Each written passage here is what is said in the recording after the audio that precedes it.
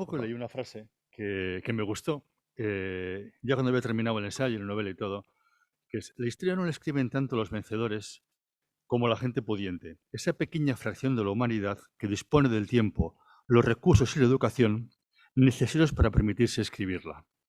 Y creo que es una cosa muy cierta y muy importante para comprender muchos relatos históricos.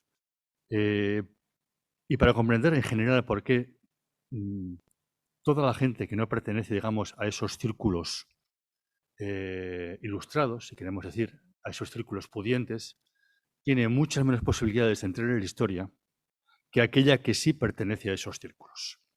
Bien, ahora vamos a empezar un poco con la historia del Cano. Vale. Cuando el Cano llegó a Sevilla, sobre de Barrameda, en Europa fue una conmoción que ahora mismo no nos podemos ni imaginar. Ahora que pasamos de puntillas casi por el 500 aniversario, entonces aquello fue una bomba que recorrió Europa a una velocidad increíble para lo que bajaban las noticias en la época. Por primera vez unos hombres se habían dado la vuelta al mundo. Era algo absolutamente asombroso. Además, cuando nadie lo esperaba, porque no era una expedición que hubiera surgido con ese fin de dar la vuelta al mundo. O sea, que en la noticia cogió a todo el mundo por sorpresa. En cuanto a lo que le suelo decir, no fue el principio de la globalización. La globalización empezó cuando Bartolomeu Díaz, la globalización actual o moderna, consiguió cruzar el Cabo de Buena Esperanza, fue el momento, digamos, más determinante. Continuó cuando Colón se topó con América y la culminó Urdaneta al encontrar la forma de navegar desde Asia hasta América. Y con eso completar el círculo.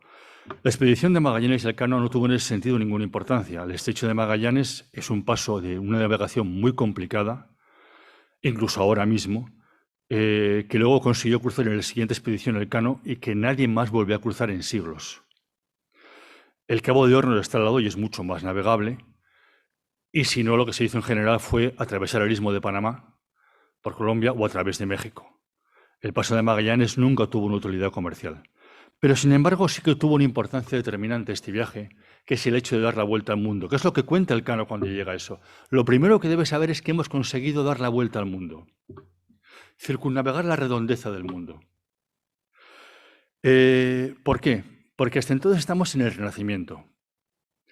El Renacimiento es que en Europa sale de la Edad Media, que no fue tan oscura como se cuenta, y empieza a ver el mundo clásico, que es desde siempre, en toda la Edad Media, incluso no es una cosa nueva. Europa ha vivido añorando un mundo clásico que mitifica. Yo lo conozco bien porque yo de hecho vengo del mundo clásico, de historiador del mundo clásico. Un mundo clásico mitificado que consideran insuperable. En época de griegos y romanos todo era perfecto. Eran mucho mejores que ellos en todo. Quieren ser tan buenos como ellos, quieren renacer. Pero se llama de renacimiento. Y sin embargo se encuentran por primera vez con una hazaña que ni griegos ni romanos jamás habrían podido soñar: dar la vuelta al mundo. Europa por primera vez siente que ha superado a los clásicos, que los ha dejado atrás. A partir de ahí, Europa siente que no tiene límites, porque la mentalidad es, digamos, para mí, el elemento fundamental de las épocas y de las civilizaciones. Y la mentalidad de Europa cambia de forma brutal. Ya dejan de añorar el pasado, de mirar siempre para atrás y empiezan a mirar al futuro, a sentir que no tienen límites, a sentir que son los mejores del mundo y que no hay nadie como ellos. Que también eso es la edad moderna y la edad contemporánea europea. Ese viaje es el principio de todo esto y no otras cosas que se cuentan. Por primera vez han superado a los griegos y los romanos. Y como pasa con todo, cuando una cosa es tan importante, tan maravillosa y toda Europa se sintió partícipe de ese hecho, cada uno quiere apropiárselo. Eso pasa con cualquier descubrimiento que veas. Siempre verán, no, antes fueron los yugoslavos, los franceses, no sé qué. Siempre pasa. Y en este sentido, el Cano siempre tuvo muchos problemas.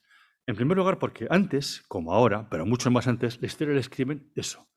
La gente culta, la gente poderosa, sobre todo los intelectuales de la época que estaban todos imbuidos en la mentalidad clásica. En una sociedad que estaba rígidamente dividida en clases. Por una parte estaban los nobles, los hombres de armas, que se podían dedicar pues, a las armas o a oficios también considerados nobles, como el escribir, por ejemplo. Y por otra parte, estaba el pueblo, o también los nobles podían ser curas importantes, obispos. Por otra parte estaba el pueblo, la plebe, que podían ser curas del montón, podían ser trabajadores manuales, pero que eran oficios considerados viles, despreciables.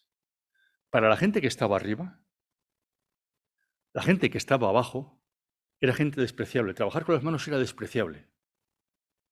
Era gente inculta y gente zafia, gente que se merecía su pobreza, porque era voluntad divina que hubieran nacido así. Mientras que ellos eran nobles porque era voluntad divina que lo fueran. Entonces aquí llega una persona que no era noble, que es un tema que te comento en el ensayo, un maestre de nao, un grupo de marinos, que eran todos, gente con el rostro curtido por la más brutal de las intemperies, que es el mar, las manos llenas de callos, que les faltan dientes por el escorbuto, por la vida durísima que llevaban, convertidos en piel y huesos, y dicen que han hecho una cosa que no ha hecho nunca nadie. De inmediato se les pone, digamos, en cuarentena. Pietro Martí de Anglería, que es, digamos, el mejor representante de esto de lo que estoy hablando, un hombre que escribió, que era cronista de Castilla, escribía todas sus crónicas en latín. Cuando aquí podéis ver a gente que menciona a Anglería, siempre pone traducciones, porque Anglería escribió toda su historia en latín, jamás aprendió castellano. En la corte de Carlos V se hablaba latín, no se hablaba castellano, o flamenco. Llegan una gente que no sabe latín, o que sabe latín, digamos, a nivel técnico, puede leer un libro, pero no es capaz de hablar, sobre todo entre gente como Anglería, que está lleno de su historial de disputas con gente sobre si una palabra latina se decía de semejante forma u otra, un completo pedante, con perdón. Lo primero que hace es clasificarlos de ignorantes, de gente zafia, de gente ruda. Alcano se niega a mencionarlo. Incluso cuando no le menciona hasta el segundo viaje en que lo pone como capitán de una de las naves. Y lo deja bien claro, para él ese tipo de gente es gente insignificante, gente que no merece un lugar en la historia. A eso hay que añadir que la expedición no fue una expedición del Cano, fue una expedición grupal, de mucha gente. Y que no se llevó muy bien entre ellos, no vamos a negar las cosas. En algunos momentos mejor que en otros. Así que rápidamente se hizo una selección de protagonistas. Y en ese sentido, Magallanes siempre contó con ventaja. ¿Por qué? Porque Magallanes era noble, lo había puesto al mando de la expedición el rey, con lo cual dudar de su buen juicio era dudar del buen juicio del rey y de sus consejeros. Y además, Magallanes había muerto, espada en mano, como corresponde a un noble, queriendo llevar el cristianismo, la civilización, a unos pobres salvajes del mundo. Mientras que Elcano, Magallanes era un mártir de la cristiandad. Mientras que Elcano en su vida intentó conquistar a nadie, ni intentó evangelizar a nadie, no se le podía convertir en un ejemplo de eso que Europa se empezaba a sentir, la luz del mundo, el fuente de toda civilización y cultura que tenía que extenderse por el mundo. Elcano no hizo nada de todo eso. Elcano se limitó a llegar a un sitio, las Molucas, que él llevó los barcos a las Molucas y el Punzorol, del que nunca se habla, pero también se debe hablar mucho más. Y de ahí decidió dar la vuelta al mundo. Llegaron a las Molucas y quiero conquistarlas, no. Negociar, trucos ventajosos y tal. Trajo una tripulación que una tercera parte eran nativos, que cobraban, como los europeos, lo mismo, llevaban incluso quintalados como los europeos. Todo eso no encajaba en la mentalidad de la época. Magallanes sí. Magallanes, el héroe conquistador, que quiere llevar la civilización a los pobres salvajes que hay por el mundo que no saben lo que es bueno. Eso coincide además con que en Europa se produce la escisión del movimiento protestante, que es una revolución ideológica contra la Iglesia Católica. Y como es una revolución ideológica, pone mucho interés en la propaganda y en el mundo de las ideas. En ese sentido, ataca con mucha fuerza la Iglesia Católica, que estaba llena de defectos, que no vamos a meternos ahora. Le sacan el máximo partido posible para ponerse ellos como los buenos, que no es normal en todos los casos. Y en ese sentido, España siempre ha sido, hasta hoy mismo, el nacionalismo español es católico, por principio. Aquí eres español y católico, si no, no eres español. Allá cada uno. Es un problema que tienen ellos, pero vamos, es un problema. Y claro, inmediatamente el ataque a la Iglesia Católica se convierte en un ataque a España y a todo el español, puesto que son los defensores de la Iglesia. De hecho, son los ejércitos del rey de España, o del rey del emperador del Sacro Imperio Romano y también rey de España, los que combaten el protestantismo al principio. Con lo cual, todo lo que provenga de ahí se convierte inmediatamente en malo. En ese sentido, también la historiografía anglosajona empieza a arrinconar, a hacer desaparecer la figura del Cano. Por esto no fuera poco, la Iglesia romana tampoco siente especial predilección por la figura de Cano, todo lo contrario. Sus propios propagandistas prefieren a Magallanes. Le he explicado que Magallanes es un mártir de la cristiandad. Ha muerto llevando la espada en la mano para llevar al cristianismo, que es lo mejor que le puede pasar a la humanidad, a los pobres salvajes cuyas almas si no iban a ir al infierno. Esto que veis aquí pertenece a 2019. Fue la última vez que se celebró antes de la pandemia. Es la fiesta del Santo Niño de Cebú, del Santo Niño de Cebú. ¿Perdón? Es la fiesta del Santo Niño de Cebú, que se celebra en Cebú para conmemorar cuando llegó Magallanes y, según cuentan, Pigafetta regaló a la reina una pequeña escultura del niño Jesús.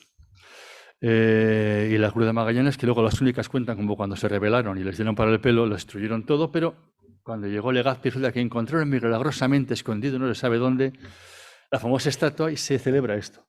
En 2019 fueron 1,5 millones de personas. O sea, esto es el rocío a lo gigantesco. Para la Iglesia Católica, que tiene cada vez más problemas en Europa, de falta de fe, de falta de ingresos, el mercado asiático es muy importante, hablando en términos comprensibles. Y claro, este tipo de cosas son para ello una fuente de ingresos, una fuente de fieles enorme. Esta gente conmemora la llegada de Magallanes. Es la llegada, ¿ves? La Victoria baja ahí, ¿tenéis? Ahí se ve a Magallanes bajando, ese que veis ahí es Magallanes. Y esto es la gente que acude a la ceremonia y lleva el Santo Niño de Jesús y todo lo demás. Es una fiesta que dura varios días que conmemora la llegada de Magallanes. Ahí no hay nada de español, me refiero. No están conmemorando la llegada de españoles, sino la llegada de Magallanes. Que Magallanes es un héroe del cristianismo. Y en cuanto en España, muy poco después de estos acontecimientos, Felipe II unificó las coronas de España y Portugal. Y trató de convertirlos, como había convertido en Navarra, como estaba acabado de convertir en Navarra, como acaba de convertir a Aragón, que a fin de cuentas Portugal y Aragón fueron uniones dinásticas, pacíficas, mientras la conquista de Navarra fue una conquista militar. En todos los casos se esforzó muchísimo en conseguir convencer esa idea de un pueblo único, de un reino único, que le interesaba. En ese sentido siempre se buscan relatos históricos comunes y figuras históricas admirables comunes. Y Magallanes se convirtió en una historia en ese sentido muy interesante. Un portugués que había abandonado el monarca portugués, había jurado vasallaje al monarca castellano y que había dado la vuelta al mundo. Que no lo había dado, pero ya se empieza a poner la expedición de Magallanes. Porque es muy interesante a nivel de propaganda para Felipe II. Herrera, que es el que escribe la primera crónica, digamos, grande de esta historia, es el propagandista de Felipe II. Se juntan ya desde el principio una serie de factores que, como siempre, hacen que la gente que no pertenece a los círculos ilustrados, a la gente desdeñable, sea desdeñada de la historia. Luego, este relato nos queda fijado así y se va repitiendo a lo largo del tiempo, sobre todo porque en España hay que tener en cuenta una cosa: la Iglesia Católica domina por completo la cultura. Desde que se crea España, que se crean lo que eran los reyes católicos, no los reyes fundadores, sino los reyes católicos, hasta hoy. Entonces, digamos, este relato se perdura. En el siglo XIX, en Europa, con la Ilustración, nace una mentalidad nueva, en que se quiere pasar de la historia de la crónica, que se contaba hasta entonces,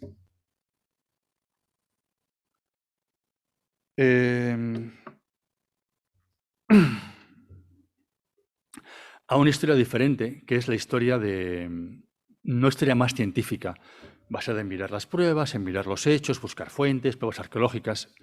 No solamente el relato que se cuenta sin necesidad de más pruebas, que era entonces lo que era una crónica. Lo de yo lo viví o yo entrevisté al protagonista, sino aquí hay que aportar hechos que demuestren que eso que dices es cierto. En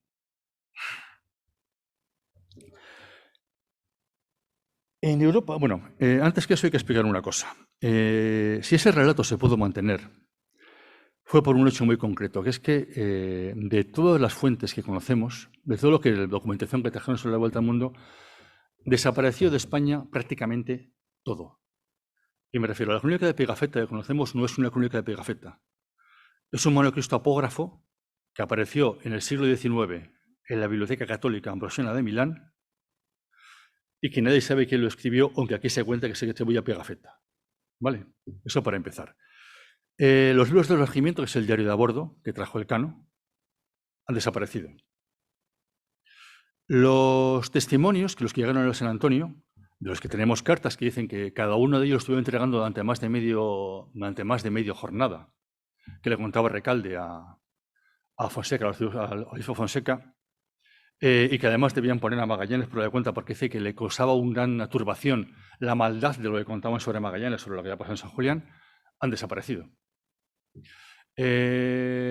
Ha llegado el relato de Albo, que es un relato muy notable, pero es un derrotero, que cuenta básicamente fechas, lugares, rumbos, vientos, no entra en detalles de la expedición, igual por eso llegó hasta nosotros. La carta de Maginero Transilvano, que es un documento fundamental para entender todo esto, para mí el más importante, la conocemos porque se difundieron copias, se explicó que fue una noticia bomba que se difundió por la Carta de Transilvano, que fue el que la escribió a gran velocidad para comunicarla a Europa y a unir su nombre a la hazaña. Recorrió Europa de punta a punta y se conservaban copias en prácticamente cualquier ciudad europea. En cualquier archivo europeo hay una copia de la Carta de Maximiliano, con lo cual no se pudo hacer desaparecer. Pero, por ejemplo, la Carta del Rey Alcano se conoce porque aparecieron copias en archivos europeos, de ciudades europeas que también le habían copiado. Aquí desapareció, no tenemos el original. La Carta de Perdón, en el Rey Alcano, la encontró Vargas Ponce en el archivo de la Orgain. El original también había desaparecido. Los relatos, el relato del Cano, del que da fe Oviedo, había desaparecido. La Pigafetta había desaparecido. El relato de Pancalvo, por ejemplo, había desaparecido. Se conservan hasta de esa época, se conservan, por ejemplo, muy burocrática, hasta el coste de un barril de anchoas, el recibo del pago de un barril de anchoas, porque yo lo he visto. Pero todos los relatos han desaparecido de España. No de fuera, siempre de España. Por ejemplo, de San Martín. A San Martín, su relato y su derrotero se lo pidieron los portugueses cuando capturaron a San Antonio, que estaba allí. Sabemos que con muchos otros documentos de la San Antonio van a Lisboa. Y cuando significa los dos reinos, se envían a Valladolid, a la corte de Felipe II. Y no se vuelve a saber de ellos, desaparecen. O sea, no desaparecen en Portugal, el problema no está en Portugal. Uno de los relatos mejores sobre lo sucedido, el único relato que tenemos de una persona que realmente participó en aquella expedición y que lo cuenta de primera mano y que llegó directamente hasta nosotros, sin intermediarios, es el de Martín de Ayamonte, un marinero portugués que se hizo pasar por... Bueno, entonces lo de la nacionalidad es una cosa muy... La gente era vasalla o súbdita de un rey, lo de la nacionalidad es una cosa muy moderna, pero bueno. En origen era vasallo súbdito del rey de Portugal, se hizo pasar por castellano, creo que por extremeño, por salmantino, no me acuerdo cómo era el asunto, por Burgales, no estoy muy seguro, y lo pillaron los portugueses cuando desertó. Volvió con el Cano, desertó en Timor y lo pillaron los portugueses. Entonces, confesó para ellos lo que había sucedido durante el viaje y su confesión estaba guardada en la Torre del Tombo de Portugal. Es muy, muy interesante para conocer lo que pasó, para entender la importancia del Cano de la expedición. No la mencionaba nadie. Y no por culpa de Portugal. Portugal la transcribió por primera vez, creo que fue en 1800 y pico, y la última en 1987, si no me acuerdo ya mal de las fechas. 1938, 1987 y alguna vez anterior. Lo transcribió y la publicó en portugués moderno. Y aquí no la mencionaba nadie. Hace poco un particular descubrió el asunto, que se podía encontrar hasta la Wikipedia en castellano. Hasta la Wikipedia en portugués se mencionaba la creación de Ayamonte, aunque en castellano no la decía nadie. Pues la encontraron y la hicieron famosa y es un documento muy interesante. Pero también estaba conservado fuera. Por ejemplo, el relato de un piloto genovés, que probablemente era Punzorol, el que fue el marino más importante de la expedición, lo tenemos porque había una copia en Lisboa, por supuesto, y otra en París. La copia original que estaba en España desapareció. Y todo esto solo es posible si alguien efectuó una expurgación sistemática de los archivos. Cualquier otra posibilidad es absurda. Y resulta que sabemos que esa expurgación se produjo y sabemos quién la llevó a cabo. Y esa persona, esto es para hablar de... ¿Por qué no ha desaparecido más cosas? También ha desaparecido en lo que pasó en la conferencia de Badajoz Elvas, la intervención del Cano ha desaparecido. La esfera del mundo presente ha desaparecido. Es que puedo estar una hora mencionando a papeles desaparecidos. El responsable de esa expurgación, el responsable de crear la historia sobre el Cano, es este hombre, Martín Fernando de Navarrete. El origen de la historiografía española, el fundador de la Real Academia Española de la Historia y el origen del relato sobre el Cano. Como estaba explicando antes, cuando en el siglo XIX empieza a pedirse una historia más seria, una historia más científica, fuera de España y tal, en Europa, la persona que se le encargó hacer ese trabajo fue Martín Fernando de Navarrete. Martín Fernando de Navarrete era un noble de Logroño, fue el que creó la provincia de Logroño sobre el Bando de Navarra. Por final tenía mucha importancia en ese territorio, era un personaje muy curioso, que decía ser descendiente del Cid Campeador, de los reyes de Navarra, de Castilla, de los emperadores de Bizancio, un tipo muy singular. Se le llama el marino historiador, aunque de hecho, en mi opinión, es como el pueblo de las tres mentiras, de dos mentiras, porque ni era historiador ni era marino. Se embarcó de guardia marina en la Armada, se puso enfermo, volvió a tierra y hasta hoy. La sintieron siempre en tierra. Era una familia muy noble, una cosa muy común. Bien, como sea, primero fue liberal. Cuando empezó a sacar los tres círculos cortos, era liberal. Se juntó a los círculos liberales, a Vargas Ponce, que hablaré después, y con eso ascendió en la corte. Cuando llegaron los franceses, fue afrancesado. Dirigió la Real Academia, porque no tuvo más remedio para poder comer y tal, como era pobre. Fue afrancesado. Cuando los franceses les zorraron y tuvieron que huir, inmediatamente corrió a refugiarse bajo las faldas de la Iglesia Católica y escribió la oración para recibir a nuestro señor rey Fernando VII, el glorioso, patín patán, con la que fue recibido Fernando VII, el deseado, cuando llegó a Madrid. Y entonces se convirtió en el historiador oficial de cámara de Fernando VII. Y con él escribió su obra magna, que es de la que procede todo esto. Los viajes de los españoles, por no sé qué, no sé cuántos, porque es una obra que cuenta todas las señales de los españoles, es una obra hiperbólica contando lo buenos que fueron los españoles que llevaron la civilización al mundo, repitiendo visitos a los indígenas y haciendo maravillas, y que es el origen de la historiografía española sobre esto y de todo el de la historiografía española. Este hombre básicamente consiguió todo esto poniendo al servicio de la Iglesia Católica, que a la que Fernando VII encargó la educación en España, que le había tenido siempre, y que la que fue a partir de entonces dirigió el relato de las universidades españolas hasta cuando queráis. Pero si os fijáis, ahora mismo hay una cantidad de profesores del Opus Dei en Historia Moderna de España, que yo me acuerdo cuando estudié, pero veo que, bueno, antes eran todos prácticamente, cuando empecé a estudiar, ahora ya son algunos menos, con lo cual hay alguna esperanza, pero, en fin, pues eso. Yo me fui a clásicas porque me daba miedo ver lo que había después de aquello. En fin, luego está Vargas Ponce. Vargas Ponce era un liberal de verdad y un marino de verdad. Parece que ya se lo hizo a Goya, que era amigo íntimo suyo. Vargas Ponce decidió escribir una serie de tratados sobre los marinos españoles para contrastar el trabajo de los ingleses, que estaban atribuyéndose todos los méritos de todas las cosas que habían pasado buenas en el mundo, incluso los marinos eran suyas y siguen. Entonces, por supuesto, quise investigar a una serie de personajes, entre ellos el Cano. Y empezó a pedir documentación y a buscar los papeles. Él fue el que estuvo en Guetaria y revisó los archivos antes de que se destruyesen. Él fue el que estuvo en la Torre de Lorgain y encontró los papeles de la familia Lorgain, que luego copiaría Vargas Ponce, luego que luego copiaría Fernández Navarrete. Él fue el que encargó a Ceán Bermúdez, el de la calle de Madrid, que entonces estaba director del Archivo de Indias, que por favor rebuscara todos los papeles que veo sobre el Cano. Y hay una correspondencia interesantísima entre ellos que recoge la Real Academia Española de la Historia, en que los dice que no se puede creer que haya desaparecido todo lo que he dicho que ha desaparecido. Como yo, esto es increíble. Y el otro le dice tranquilamente, está por escrito, lo menciona en el ensayo que está ahí, lo comenta y todo lo demás, que si le quiere buscar, se lo diga al amigo Fernando de Navarrete, que él es al que califica del merrín de los papeles, que es el que ha estado antes con sus muchachos registrando los archivos y llevándose lo que le ha parecido oportuno. O sea, que quién hizo desaparecer los papeles sí que tampoco es un misterio. En la carta está puesta la referencia y está puesto el texto en el ensayo. Bien, Fernando de Navarrete era un marino de verdad y un historiador de verdad y un liberal de verdad. Mientras que Fernando de Navarrete o Vargas Ponce era el que, según Fernando VII, era un liberal como deberíamos serlo todos. Por lo cual ya está definido el personaje. Cuando Fernando VII recuperó el poder tras el bienio liberal, Vargas Ponce fue represaliado, todo su trabajo fue confiscado y se lo quedó Martín Fernando de Navarrete, que lo utilizó para escribir su trabajo, copiándolo sin mencionarlo, y que es el que ha llegado hasta nosotros. Entonces también apareció en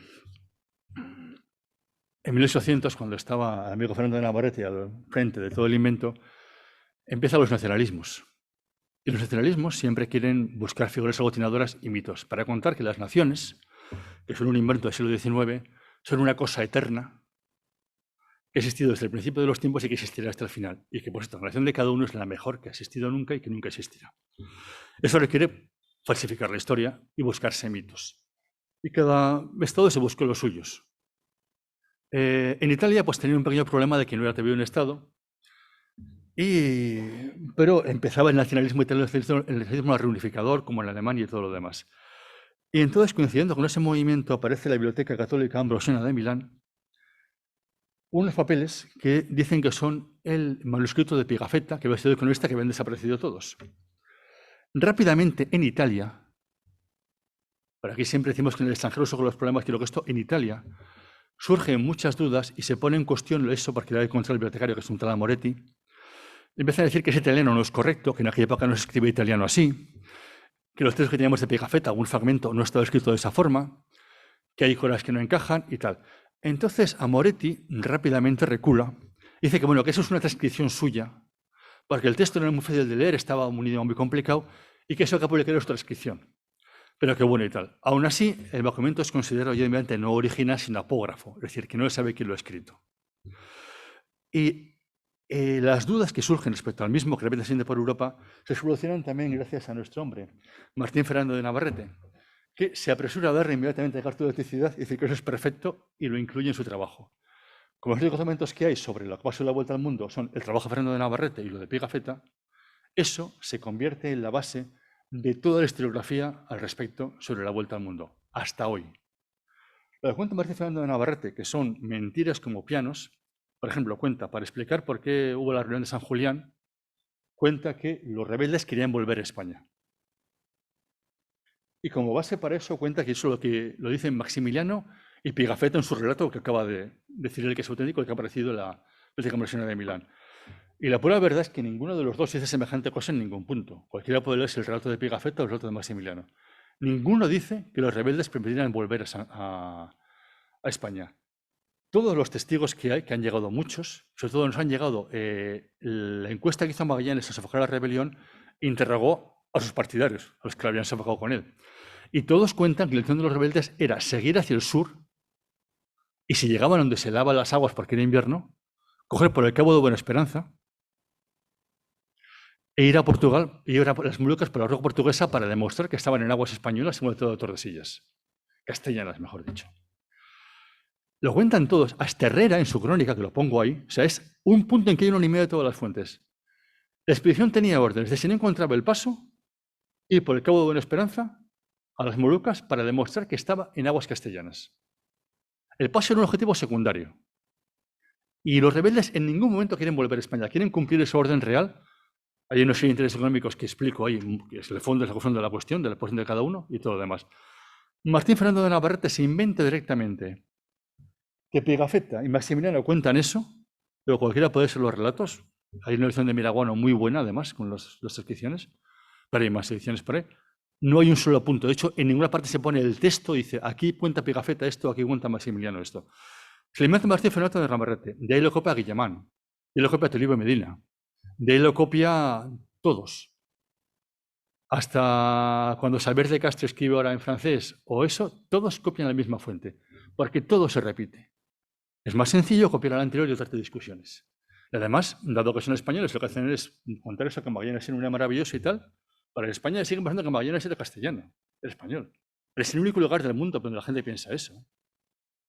En todo el mundo fue un portugués que dio la vuelta al mundo contra los españoles, que son los malos de la historia. Todo eso cuentas en España y te miran como si fuera chino. Digo, pero vamos a ver, ¿qué es lo que cuentan en otras partes? ¿Qué es lo que cuenta Guillemán? ¿Qué es lo que cuenta Leper? ¿Qué es lo que cuenta todo el mundo? Expedición de un portugués contra los españoles que son malísimos y quieren impedir su sueño de dar la vuelta al mundo, se lo cuentan en todas partes. Pues bueno, el origen de todo esto es este hombre. Esto es el viaje alrededor del mundo por el que había un Pigafetta que pone a Moretti. Por el que había un Pigafetta, eso ha quedado, como si lo hubiera escrito él. Digo, es apógrafo, no sabía que lo escribió. Es un documento con muchísimos problemas, como explico ahí. Sobre todo porque no es verdad que no solamente no menciona al Cano, lo dice siempre. Pigafetta no menciona al Cano porque le quería mal, porque se rebeló en San Julián y tal. Eso lo puede ser en un montón de sitios. Es un disparate como una casa. O sea, no es que es un disparate, como eso que se cuenta aquí. ¿Por qué?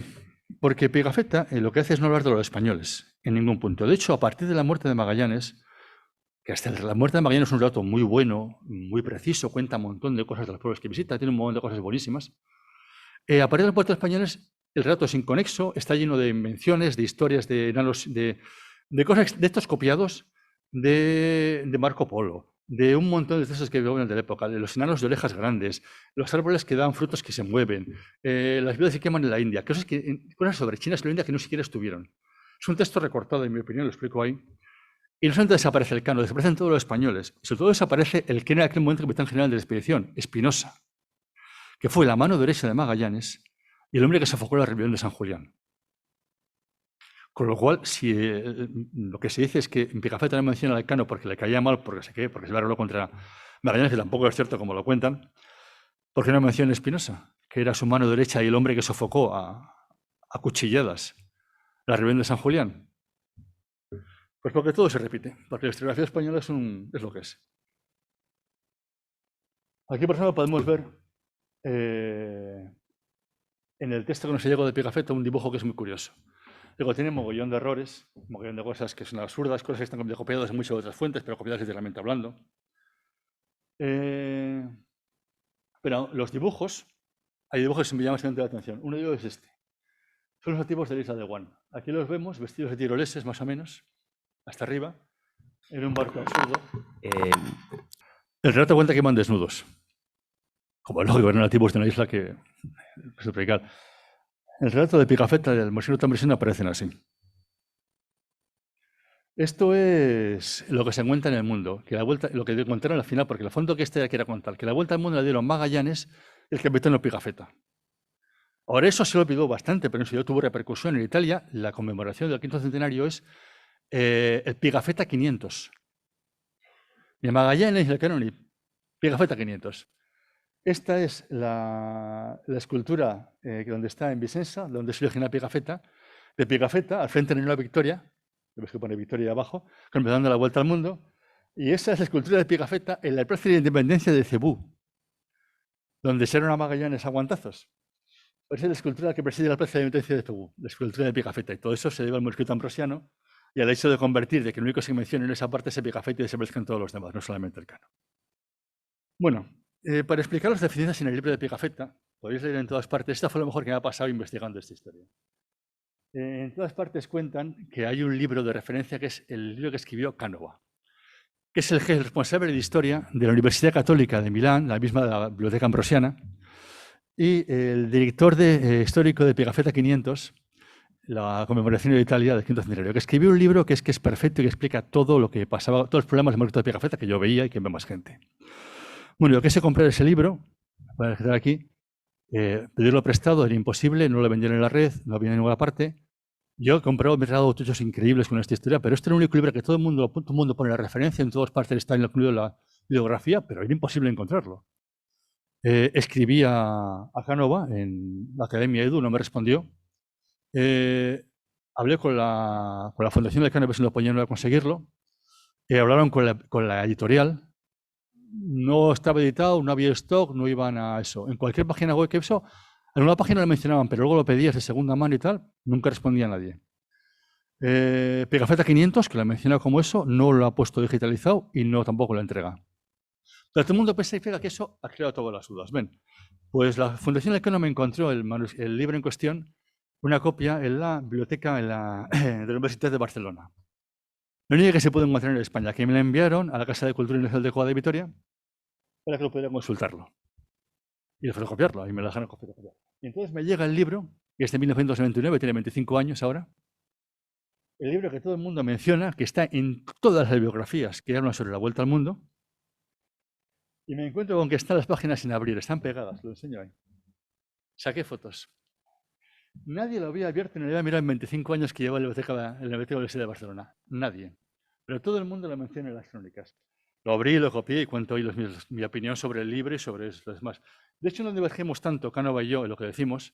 Yo digo que el manuscrito ambrosiano es una reconstrucción hecha a partir del relato de Pigafetta original y de otras fuentes, o lo que se pudiera saber de ellos, de la publicación en París o de otras fuentes. Y Cánova dice que es una reelaboración. De eso coincidimos en muchos puntos, solo que él escribe todo eso buscando una explicación para defender la validez del manuscrito, y yo opino que esa explicación es más que insuficiente para muchos de los puntos. Pero de hecho es un libro que es interesante y que está bien leer. Si podéis encontrar un ejemplar, que lo veo muy complicado. Bien.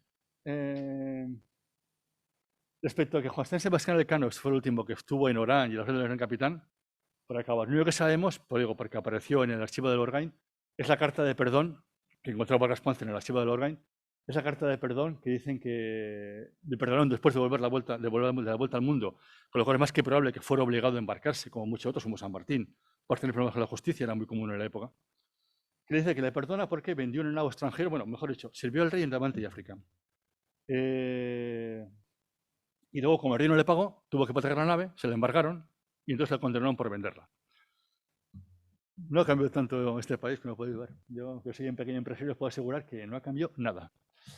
Pero, en fin, todo eso se ha servido para que se inventen, directamente, sin ninguna prueba, que sirvió bajo las órdenes de que se tuvo la toma de Orán y que sirvió bajo las órdenes del capitán después de la toma de Orán. Es lo que sirvió, que estuvo bajo las órdenes, que participó en la toma de Orán, un acontecimiento muy heroico, y que tomó parte de que luego sirvió a las órdenes del gran capitán en Italia.